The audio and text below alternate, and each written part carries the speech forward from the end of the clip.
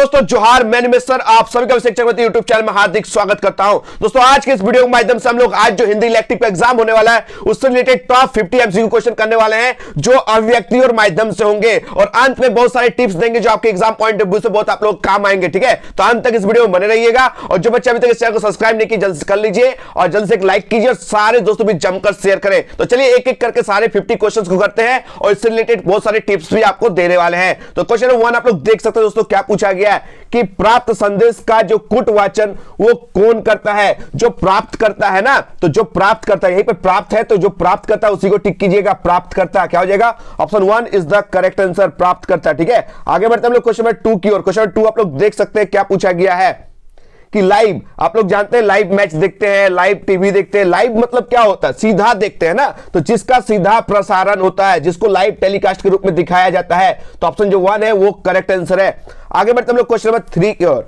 Question 3 में क्या पूछा गया आप लोग देख सकते हैं कि सबसे ऊपर बाईं और प्रेषक यानी पत्र भेजने वाले यानी सेंडर्स का, ठीक है, नाम और पता लिखा जाता है। ऐसे जो किस पत्र में लिखा जाता है? आप सही पता है, कार्यालय पत्र में। ऑप्शन जो 2 है वो करेक्ट आंसर है। आगे बढ़ते हम लोग क्वेश्चन 4 की ओर। तो क्वेश्चन 4 आप लोग देख सकते हैं कि फीचर से संबंधित निम्न में से कौन सी कथन सही है? तो फीचर को देखकर जाना है।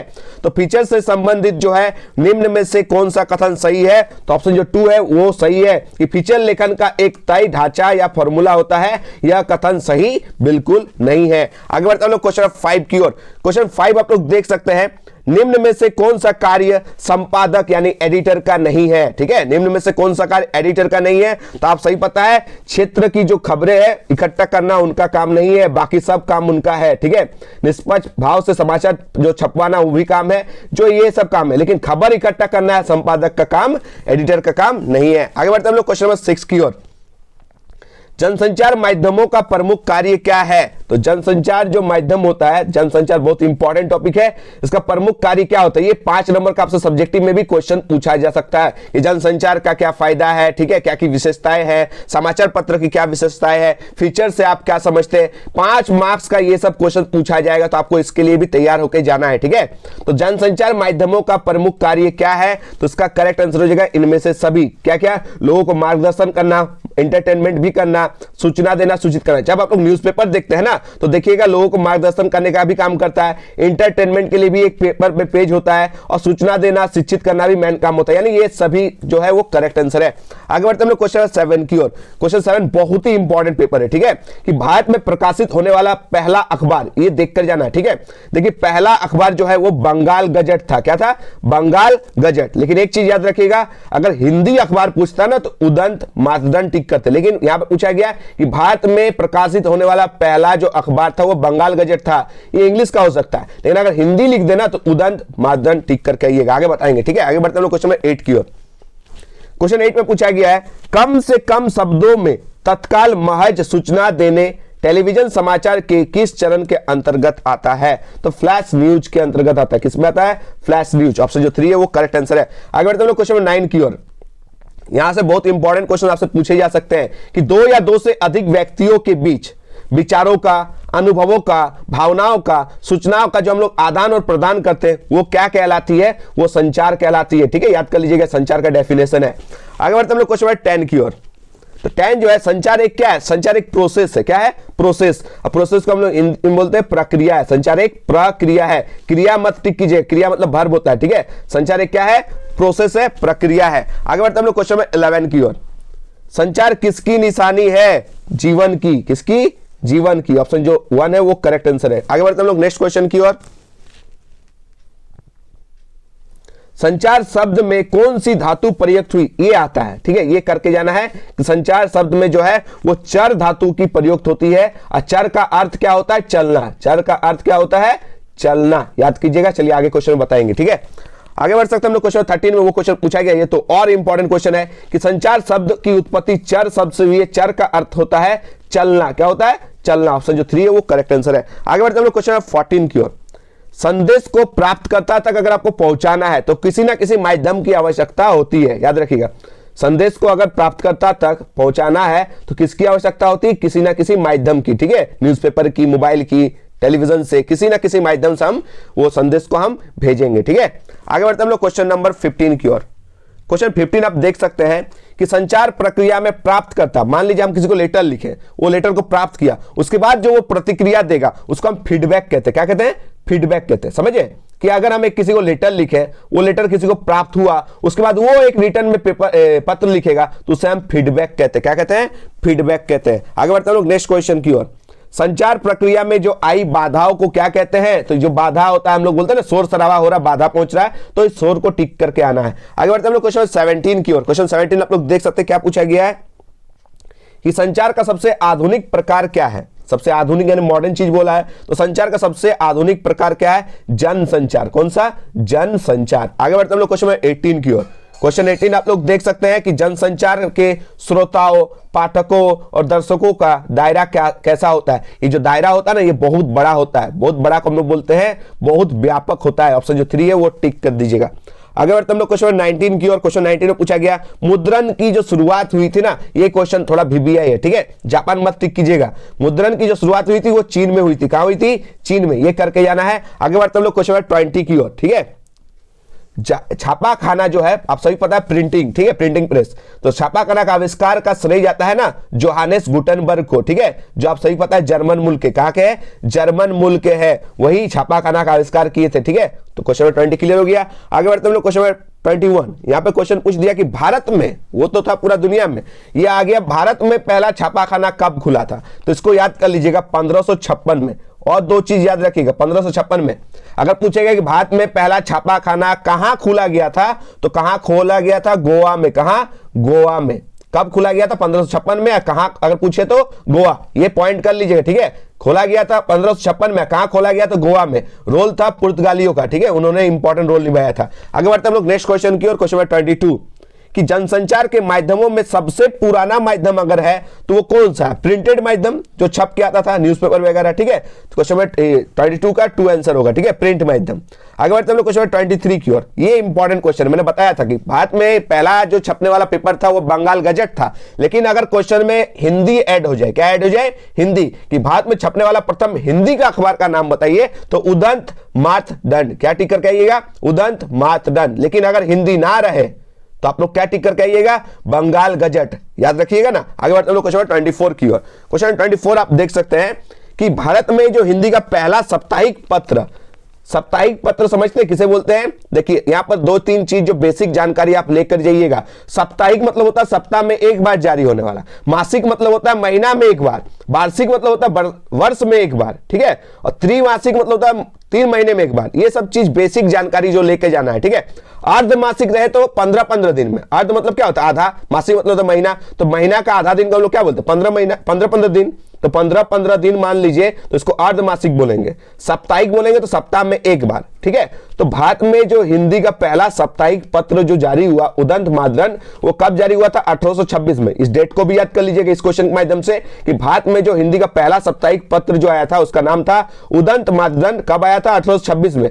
ये कहां से प्रकाशित हुआ था पता है? ये कलकत्ता से हुआ था। कहां से हुआ था? कलकत्ता। ऑप्शन जो 1 है वो टिक करके जाइएगा। ठीक है, आगे बढ़ते हम लोग नेक्स्ट क्वेश्चन की। क्वेश्चन 25 देखिए आ गया डेट कि उदंत मातदंड नामक जो समाचार पत्र का प्रकाशन किस वर्ष हुआ था? तो 1826 में। ऑप्शन जो 1 है वो करेक्ट है। ठीक है, आगे बढ़ते हम लोग क्वेश्चन 26 की ओर। आजादी से पूर्व का जो प्रमुख समाचार पत्र है वो कौन कौन सा है? ठीक है, तो आप सही पता है आजादी से पूर्व मतलब 1947 से पहले का जो अखबार है वो कर्मवीर भी है, प्रताप भी है, विशाल भी है, यानी इनमें से सभी है। ठीक है, आगे बढ़ते हम लोग क्वेश्चन 27 की ओर। हिंदुस्तान, प्रभात खबर, दैनिक जागरण आदि समाचार पत्र, आप सही पता है ना, हिंदुस्तान, प्रभात खबर, दैनिक जागरण, दैनिक भास्कर। ठीक है, ये सब आप लोगों को झारखंड में भी देखने को मिलता है। मिलता है कि नहीं मिलता है? हिंदुस्तान, प्रभात खबर, दैनिक जागरण, दैनिक भास्कर, ये सब हम लोग को झारखंड में भी देखने को मिलता है। आप सभी के घर में आता भी होगा। तो वो कैसा होता है? इंग्लिश का तो नहीं होता, वो तो हिंदी का पेपर होता है ना। किसका होता है? हिंदी का अखबार पत्र होता है। तो याद कर लीजिएगा ये हिंदी का है। आगे बढ़ते हम लोग क्वेश्चन 28 की ओर। अमर उजाला, ये भी देख सकते हैं अमर उजाला, ये समाचार पत्र आप सभी मार सकते हैं। क्या हो जाएगा? हिंदी का है। किसका है? हिंदी का। आगे बढ़े हम लोग नेक्स्ट क्वेश्चन की ओर। क्वेश्चन 29 झारखंड का प्रमुख समाचार पत्र अभी आ गया ना। तो झारखंड में आप लोग हिंदुस्तान भी देखते हैं, प्रभात खबर देखते हैं, दैनिक जागरण देखते हैं, दैनिक भास्कर देखते हैं, यानी सभी का सभी देखते हैं। ठीक है, टिक करके आना है। आगे बढ़ते हम लोग नेक्स्ट क्वेश्चन की ओर। क्वेश्चन 30 यहां पे पूछा गया है कि भारत में प्रकाशित होने वाला प्रथम अखबार जो बंगाल गजट है ना, इसका प्रकाशन कब हुआ था। ये तो और इंपॉर्टेंट क्वेश्चन है, ठीक है। तो इसका जैसे मान ले उदय मानदंड जो था वो 1826 में आया था, लेकिन भारत में जो पहला प्रकाशित हुआ था बंगाल गजट, वो कब आया था। ये आया था 1780 में। याद कर लीजिए कब आया था, 1780 में प्रकाशित हुई थी, ठीक है। आगे बढ़ते हम लोग क्वेश्चन 31 की ओर। क्वेश्चन 31 आप लोग देख सकते हैं क्या पूछा गया। हिंदुस्तान समाचार पत्र कैसा समाचार पत्र, आप सही पता है हिंदुस्तान समाचार पत्र आप लोग घर डेली आता होगा, ठीक है। तो ये दैनिक है। दैनिक मतलब समझ में आ गया ना, जो प्रतिदिन आता है। साप्ताहिक मतलब सप्ताह में एक बार आता है। त्रैमासिक मतलब महीना, जो 3 महीना में एक बार आता है। और मासिक मतलब होता है महीना में एक बार। ये बेसिक क्वेश्चन है, ये आपसे क्वेश्चन पूछा जाएगा कि जो डेली जारी होता है उसको बोलते हैं दैनिक, जो सप्ताह में एक बार जारी होता है उसे हम कहते हैं साप्ताहिक, जो त्रैमासिक मतलब होता है 3-3 महीना में एक बार, और मासिक मतलब होता है हर महीना, और वार्षिक मतलब साल में एक बार। याद कर लीजिएगा, ठीक है। और अर्धमासिक पूछे तो 15-15 दिन में महीना में, ठीक है। आगे बढ़ते हम लोग क्वेश्चन 32 की ओर। यहां देखिए आ गया, वैसे ही क्वेश्चन आपको दिया जाएगा कि त्रैमासिक पत्रिका का मतलब क्या होता है। तो 3 महीने में जो एक बार आता है, कितना महीना में, त्रय मतलब 3, तो 3 महीना में। तो option 2 is the correct answer. तो त्रैमासिक, मासिक, साप्ताहिक, दैनिक, वार्षिक, अर्धवार्षिक, अर्धमासिक, ये सब जो है सिंपल में जान के जाना है, ठीक है। ये क्वेश्चन आ जाएगा तो छूटना नहीं चाहिए। आगे बढ़ते हम लोग क्वेश्चन 33 की ओर। देख सकते हैं क्वेश्चन 33 में क्या पूछा गया कि जनसंचार, क्या पूछा गया, जनसंचार का श्रव्य माध्यम कौन सा। देखिए श्रव्य मतलब जो हम कान से सुनते हैं, दृश्य मतलब जो आंखों से देखते हैं, ठीक है। तो आप सही पता है कि श्रव्य मतलब सिर्फ और सिर्फ कानों से सुनते हैं, दृश्य दिखाई नहीं देता है, ठीक है। तो यहां पर कौन सा चीज ऐसा जो है जो खाली श्रव्य होता है, यानी खाली हम सुन सकते हैं, तो रेडियो होता है। रेडियो को हम लोग तो देख तो नहीं पाते हैं ना, लाइव टेलीकास्ट दिखाता है, उसमें कुछ भी नहीं दिखाता, यानी हम श्रव्य यानी खाली सुनते हैं। तो सुनने के माध्यम का नाम है रेडियो। क्या है, रेडियो। आगे बढ़े हम लोग नेक्स्ट क्वेश्चन की ओर। Question number 34। रेडियो अस्तित्व में कब आया, इंपॉर्टेंट क्वेश्चन है ये। 1895 में आया था। ऑप्शन जो 3 है वो करेक्ट आंसर है। आगे बढ़ते हैं हम लोग 35 क्वेश्चन की ओर। 35 देख सकते हैं, भारत में रेडियो की शुरुआत कब हुई थी। तो भारत में रेडियो की शुरुआत कब हुई थी, 1921 में हुई थी। ऑप्शन 2 को टिक करके आना है। आगे बढ़ते हम लोग, उससे पहले आप लोग एक चीज याद रखिएगा, ऑल इंडिया रेडियो। क्या, ये तो भारत में रेडियो है, लेकिन एक नाम याद रखिएगा, all India radio. All India radio की जो विधिवत स्थापना हुई थी वो 8 जून को हुई थी। कब हुई थी, 8 जून को हुई थी 1936 में। ये भी आप लोग नोट कर लीजिएगा, 8 जून 1936 को ऑल इंडिया रेडियो की विधिवत स्थापना की गई थी। क्या, ऑल इंडिया रेडियो की विधिवत स्थापना 8 जून 1936 में की गई थी। याद कीजिएगा। आगे बढ़ते हम लोग नेक्स्ट क्वेश्चन की ओर। और एक चीज याद रखिएगा, एफएम रेडियो। क्या, एफएम रेडियो, ये भी करके जाइएगा। ऑल इंडिया रेडियो मैंने बता दिया, अब एफएम रेडियो को सुनिए। एफएम रेडियो की जो शुरुआत हुई थी वो हुई थी 23 जुलाई। कब, 23 जुलाई को हुई थी। कब हुई थी, 23 जुलाई 1997 में। ये भी आप लोग याद करके जाइएगा, 23 जुलाई 1997 में एफएम रेडियो की शुरुआत हुई थी, ठीक है। आगे बढ़ते हम लोग नेक्स्ट क्वेश्चन की ओर। नेक्स्ट क्वेश्चन आप लोग देख सकते हैं, क्वेश्चन नंबर 36, ठीक है, ये छूट गया था। दूरदर्शन समाज जनसंचार का कौन सा माध्यम है, जो आप सही पता है ये किसका माध्यम है। जो हम लोग दूरदर्शन टीवी देखते हैं उसे हम देख भी सकते हैं और सुन भी सकते हैं। तो देख भी सकते हैं और सुन भी सकते हैं जब टेलीविजन को, तो वो हो जाएगा श्रव्य माध्यम और दृश्य माध्यम दोनों, ठीक है। जिस चीज को हम लोग देख भी सकते हैं, सुन भी सकते हैं, उसे हम लोग कहते हैं श्रव्य और दृश्य दोनों माध्यम, ठीक है। आगे बढ़ते हैं लोग क्वेश्चन नंबर 37 की ओर। तो आप लोग एक चीज याद रखिएगा, ठीक है। 36 में मैंने समझाया था दूरदर्शन के बारे में। तो दूरदर्शन क्या होता है, जनसंचार का अगर सबसे लोकप्रिय कोई है ना, जनसंचार का सबसे लोकप्रिय और प्रभावशाली जो माध्यम है वही टेलीविजन है। लेकिन आजकल के दुनिया में जो जनसंचार का सबसे नया आया है, सबसे नवीन आया है, सबसे लोकप्रिय माध्यम आया है, जो तेजी से वायरल हो रहा है, वो इंटरनेट है। क्या है, अगर जनसंचार में सबसे नवीन पूछ दे, सबसे तेजी से लोकप्रिय होने वाला माध्यम पूछ दे, ठीक है, तो याद रखिएगा इंटरनेट है। क्या है, इंटरनेट। इसको भी याद करके जाइएगा। इंटरनेट जो जनसंचार का एक ऐसा सबसे नया माध्यम है, सबसे नया लोकप्रिय माध्यम है, जो सबसे तेजी से विकसित हो रहा है। आगे बढ़ते हम लोग क्वेश्चन नंबर 37 की ओर। क्वेश्चन नंबर 37 जो है आप लोग देख सकते हैं, पूछा क्या गया कि फिल्में जो है जनसंचार के लिए, फिल्में जनसंचार के लिए किस माध्यम के अंतर्गत आता है, ये आपसे क्वेश्चन पूछा गया। तो हम लोग जो फिल्म देखते हैं, आप लोग बताइए ना, फिल्म जो देखते हैं, सिनेमा जो देखते हैं, उसे हम दृश्य यानी देखते भी हैं, उसे हम सुनते भी हैं। तो फिल्म भी तो, सिनेमा भी तो आ जाएगा दृश्य और श्रव्य माध्यम में। क्लियर हो गया। देखिए जो फिल्म और सिनेमा होता है ना, वो मनोरंजन का भी माध्यम माना जाता है। अगर आपसे क्वेश्चन आ जाए इंटरटेनमेंट का माध्यम किसे माना जाता है, तो फिल्में और सिनेमा को इंटरटेनमेंट यानी मनोरंजन का माध्यम भी माना जाता है। और इसे हम देख भी सकते हैं, दृश्य भी कर सकते हैं और श्रव्य यानी सुन भी सकते हैं। आगे बढ़ते हैं लोग क्वेश्चन नंबर 38 की ओर। क्या 38 में पूछा गया, आप लोग देख सकते हैं। पूछा गया है कि विश्व की पहली फिल्म कौन थी। देखिए यहां पर विश्व का पूछ दिया, तो विश्व में देख रहे हैं राजा हरिश्चंद्र, आलम आरा, ये नहीं, क्या हो जाएगा द अराइवल ऑफ ट्रेन। ठीक है, क्या हो जाएगा द अराइवल ऑफ ट्रेन जो है वो विश्व की पहली फिल्म थी। आगे बढ़ते हैं लोग नेक्स्ट क्वेश्चन की ओर। ठीक है, तो आप लोग एक चीज याद रखिएगा, मुख्य फिल्म अगर पूछते तो राजा हरिश्चंद्र होता। क्या होता है, देखिए यहाँ पर जो क्वेश्चन पूछा गया 39 में कि भारत की पहली मुख्य फिल्म कौन सी थी, तो मुख्य फिल्म जो है वो राजा हरिश्चंद्र। कौन सा हो जाएगा यहाँ पर करेक्ट आंसर, मुख्य फिल्म अगर पूछे। देखिए बोलती फिल्म नहीं, जिसमें बोला जाता था वो नहीं, एकदम चुपचाप खाली एक्ट करके दिखाया जाता था। तो भारत की जो पहली मुख्य फिल्म थी ना, वो राजा हरिश्चंद्र थी, जो 21 अप्रैल, कब, 21 अप्रैल को 1913 को ओलंपिया थिएटर में प्रस्तुत किया गया था। किस थिएटर में, ओलंपिया थिएटर में इस फिल्म को प्रस्तुत किया गया था। कौन सा फिल्म को, राजा हरिश्चंद्र, जो भारत की पहली मुख्य फिल्म थी, उसे 21 अप्रैल 1913 में ओलंपिया थिएटर में प्रस्तुत किया गया था। आगे बढ़ते हम लोग क्वेश्चन नंबर 40 की ओर। क्वेश्चन 40 आप लोग देख सकते हैं क्या पूछा गया है। पूछा गया है कि 1913 में, मैंने अभी जस्ट बताया था 21 अप्रैल 1913 में बनी भारत में पहली मुख्य फिल्म बनाने का श्रेय किन्हें जाता है, तो दादा साहेब फाल्के को जाता है। किनको जाता है, दादा साहेब फाल्के, इनको याद कर लीजिएगा। आगे बढ़ते हैं लोग क्वेश्चन 41 की ओर। ये और इंपॉर्टेंट क्वेश्चन है कि हिंदी की पहली जो बोलती फिल्म आई थी ना, उसका नाम था आलम आरा। क्या, आलम आरा। हिंदी की पहली बोलती फिल्म का नाम है आलम आरा। अब मुख्य फिल्म का नाम है राजा हरिश्चंद्र। इसको डाउट में मत रखिएगा, इसको क्लियर करके जाइएगा। आगे बढ़ते हैं लोग नेक्स्ट क्वेश्चन कि भारत में पहली बोलती फिल्म आलम आरा कब बनी थी, तो ये बनी थी 1931 में। ठीक है, देखिए घूम गया 1931, यहां हो गया 1913, ये दोनों याद रखिएगा 1931 1913।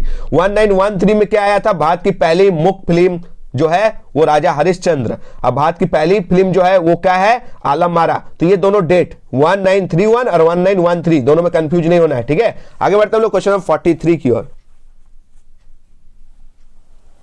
43 में जो पूछा गया भारत में सिनेमा जगत का जो प्रमुख केंद्र, आप सही पता है, सब जो अगर हीरो हीरोइन बनना चाहता है वो कहां जाता है, मुंबई जाता है। कहां जाता है, मुंबई जाता है। ही जो है फिल्म सिटी का के नाम से जाना जाता है। आगे बढ़ते हैं लोग क्वेश्चन 44 की ओर। क्वेश्चन 44 में क्या पूछा गया, लोकतंत्र के अविभाज्य अंग के रूप में किसे जाना जाता है, तो इसे जाना जाता है पत्रकारिता को। किसे जाना जाता है, पत्रकारिता को। ठीक है, याद रखिएगा। और एक चीज याद रखिएगा, यहां जो क्वेश्चन पूछा गया है, पत्रकारिता का जो मूल तत्व जो है वो क्या है। यहां पर पत्रकारिता का मूल तत्व आपसे क्वेश्चन नंबर 45 में पूछा गया, तो जिज्ञासा। अगर आपको पत्रकारिता करना है तो आपको जिज्ञासा करने आना चाहिए। आगे बढ़ते हैं लोग क्वेश्चन 46 की ओर। ठीक है, क्या है 46 में पूछा गया है कि जो पत्रकारिता दिवस है ये कब मनाया था। बहुत इंपॉर्टेंट क्वेश्चन है। पत्रकारिता दिवस को करके जाना है 30 मई को मनाया जाता। कब, 30 मई, याद कर लीजिएगा। ठीक है, मई इंपॉर्टेंट। देखिए यहां पर सब 30 है, लेकिन मई को याद करके जाना है। ठीक है, आगे बढ़ते हैं लोग क्वेश्चन 47 की ओर। समाचार वही है जो उस घटना की जानकारी दी, जो डैश। ठीक है, यहां पर समाचार हम किसको बोलते हैं, एकदम ताजा। आज के जो अखबार में जो पत्र आएगा तो ताजा ताजा आएगा। कैसा आएगा, ताजा ताजा। ऑप्शन जो 2 है वो करेक्ट आंसर होगा। ठीक है, और बहुत ही इंपॉर्टेंट क्वेश्चन है 48। देख सकते हैं क्या पूछा गया 48 में।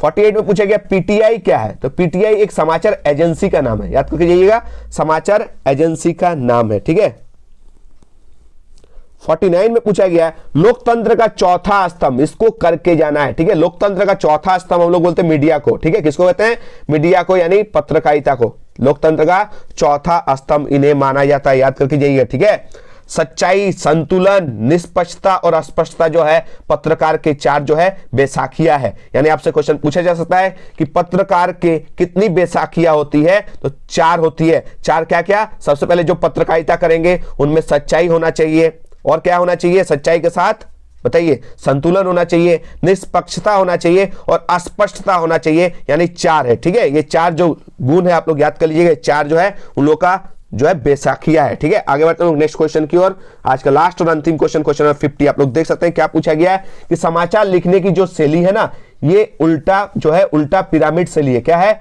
उल्टा पिरामिड शैली कहते हैं इसको, याद कर लीजिएगा। ठीक है, उल्टा पिरामिड शैली कहते हैं। ठीक है, और समाचार पत्र के याद रखिएगा 6 गो ककार होते हैं। गो ककार होते हैं? 6 ककार, याद करिए। देखिए सब्जेक्टिव में आपसे क्वेश्चन पूछा जा सकता है 5 मार्क्स का कि उल्टा पिरामिड शैली से आप क्या समझते हैं। समाचार पत्र के 6 ककार को आपको लिखना होगा। ठीक है, तो ये क्वेश्चंस भी आपको करके जाना है। तो आपको मैं बता देता हूं 6 ककार क्या क्या है। क्या हुआ, किसके साथ हुआ, कहां हुआ, कब हुआ, कैसे हुआ, क्यों हुआ, ये सब जो है समाचार पत्र के 6 ककार है। करके जाइएगा क्या क्या?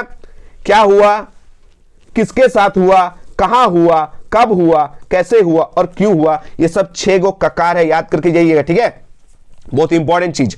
और याद रखिएगा लाइव जो होता है, आप सभी पता है, सीधा प्रसारण होता है। क्या होता है? प्रसारण होता है, जो लाइव होता है सीधा। आगे याद करके जाइएगा। और एक चीज याद रखिएगा, जो फीचर है तो सुव्यवस्थित, सृजनात्मक और आत्मिष्ट लेखन को ही फीचर के नाम से जाना जाता है। फीचर का तात्पर्य क्या होता है? तथ्यों, सूचनाओं और विचारों का जो विवरण तथा विश्लेषण को हम लोग फीचर कहते हैं। तो फीचर कैसा लेखन है आप सभी पता है? आत्मिष्ट है। ठीक है, याद रखिएगा। और आप सभी पता है आलेख, आलेख को हम लोग आर्टिकल कहते हैं। क्या कहते हैं? आर्टिकल। आर्टिकल को हम लोग कहते हैं आलेख। ठीक है, और आलेख से अभिप्राय क्या है? किसी विषय पर जो हम लोग जानकारी रखेंगे, विश्लेषणात्मक ढंग से हम लोग प्रस्तुत करेंगे, गंभीर अध्ययन पर आधारित जो प्रमाणिक रचना है वो सब करेंगे, तो ये आलेख है। तो आलेख को हम लोग आर्टिकल कहते हैं। अच्छा, रिपोर्ट हम लोग किसे कहते हैं? प्रतिवेदन। किसे कहते हैं? प्रतिवेदन को हम लोग कहते हैं रिपोर्ट। आलेख का मतलब होता है आर्टिकल, प्रतिवेदन को हम लोग इंग्लिश में रिपोर्ट कहते हैं। ये सब देख कर जाना है। ठीक है, यहां से क्वेश्चंस नहीं छूटना चाहिए। ठीक है, रिपोर्ट का क्या अर्थ होता है? घटना का ठीक ठाक जो है सूचना। टिप्पण का अंग्रेजी शब्द क्या होता है? टिप्पण। टिप्पण का मतलब होता है नोटिंग। क्या होता है? नोटिंग। ये सब करके जाना है। ठीक है, और आपसे यदि क्वेश्चन पूछा जाए 5-5 नंबर का जो इंपॉर्टेंट क्वेश्चन होता है ना, इस टॉपिक से आपसे क्वेश्चन पूछा जाएगा कि जनसंचार का प्रमुख कार्य क्या क्या है। तो जनसंचार का जो प्रमुख कार्य क्या क्या है, अगर आपसे 5 मार्क्स का क्वेश्चन पूछे तो आप लोग क्या क्या लिखिएगा कि सूचना देना। पहला क्या होता है जनसंचार का प्रमुख कार्य? सूचना देना, शिक्षित करना, मनोरंजन करना, एजेंडा तय करना, निगरानी करना, विचार विमर्श का मंच प्रस्तुत करना, ये सब जो है जनसंचार का प्रमुख कार्य है। आपसे क्वेश्चन पूछा जाएगा। पत्रकारिता किसे कहते हैं? समाचार क्या है? समाचार का प्रमुख तत्व क्या है? जो लेखन, जो समाचार लिखते हैं, तो 6 ककार क्या क्या है? तो 6 ककार मैंने अभी जस्ट आपको बताया था। अगर समाचार बनाना है तो आपको क्या क्या प्रस्तुत करना है? 6 ककार। क्या हुआ, किसके साथ हुआ, कहां हुआ, कब हुआ, कैसे हुआ और क्यों हुआ, ये सब समाचार पत्र के 6 ककार है। उल्टा पिरामिड शैली से आप क्या समझते हैं? उल्टा पिरामिड शैली पर टिप्पणी करें, ये सब क्वेश्चन आपसे पूछा जाएगा। ठीक है, तो उल्टा पिरामिड शैली को आपको जान के जाना है। और आपसे क्वेश्चन पूछेगा कि एक अच्छे संपादक की क्या क्या विशेषताएं होती है, ये आपको लिखने बोल सकता है। समाचार पत्र के जो कार्य को कितने और कौन कौन से भागों में बांटा गया है, तो याद रखिएगा लगभग जो बांटा गया है, समाचार का संग्रह करना, विश्लेषण, जो विशेष लेखन करना, समाचार का चुनाव करना, संपादन करना, संपादकीय, ये सब जो है मुद्रण, प्रिंटिंग, ये सब करना जो है वो समाचार का कार्य है। ठीक है, समाचार पत्र का। फीचर से आप क्या समझते हैं? बेसिक क्वेश्चन दे देगा। प्रतिवेदन यानी रिपोर्ट का से आप क्या समझते हैं? एक अच्छा रिपोर्ट की क्या क्या विशेषताएं होती है, ये सब जो क्वेश्चन है आप 5-5 मार्क्स का एक क्वेश्चन आपसे पूछा जाएगा। एक चीज याद रखिए, आप लोग आज हिंदी इलेक्टिव का एग्जाम देने जा रहे हैं तो 5 मार्क्स का लेटर आपको लिखने आना चाहिए। 5 मार्क्स का कोई भी निबंध फिक्स नहीं है कि आपको मैं इंपॉर्टेंट बता दूं, कोई भी आ सकता है। जैसे झारखंड से तो झारखंड की विशेषता आ सकता है, झारखंड की संस्कृति आ सकता है। ठीक है, झारखंड के बारे में आ सकता है, पार्श्वनाथ पहाड़ के बारे में आ सकता है, प्रिय कवि, ठीक है, प्रिय लेखक, कुछ भी आ सकता है। 5 मार्क्स का आपसे पूछा जा सकता है निबंध, 5 मार्क्स का लेटर और 5 मार्क्स का ये समाचार पत्र से आप क्या समझते हैं? उल्टा पिरामिड शैली का है। तहीं से आपको 15 मार्क्स मिल जाएंगे। क्या मिल जाएंगे? 15 मार्क्स। और ये जो आपको ऑब्जेक्टिव बोले 4, 5, 6 ऑब्जेक्टिव तो आपको यहां से देखने को मिलेंगे। साथ ही साथ एक हिंदी इलेक्टिव का एग्जाम देने जा रहे हैं तो आपको पैसेज दिया जाएगा। पैसेज को सिंपल में खोजना और आंसर लिखना। पैसेज जानते हैं, भर भर के मिलेगा। ठीक है, याद रखिए एक अनसीन पैसेज होगा जो गद्य खंड में होगा। कैसा खंड में होगा? गद्य खंड में। ठीक है, चैप्टर, उसको इजी है खोजने में। एक थोड़ा सा हार्ड रहेगा जो पोएम स्टाइल में, कविता के स्टाइल में देगा, लेकिन आपको उसको भी खोज के लिखना है। तो 2 टाइप का आपको एमसीक्यू में भी पैसेज मिलेगा और 2 टाइप का जो पैसेज आपको सब्जेक्टिव भी मिलेगा। बात करें हम बुक से, तो बुक से भी आपको पैसेज दिए जाएंगे। बुक से कैसे पैसेज दिए जाएंगे?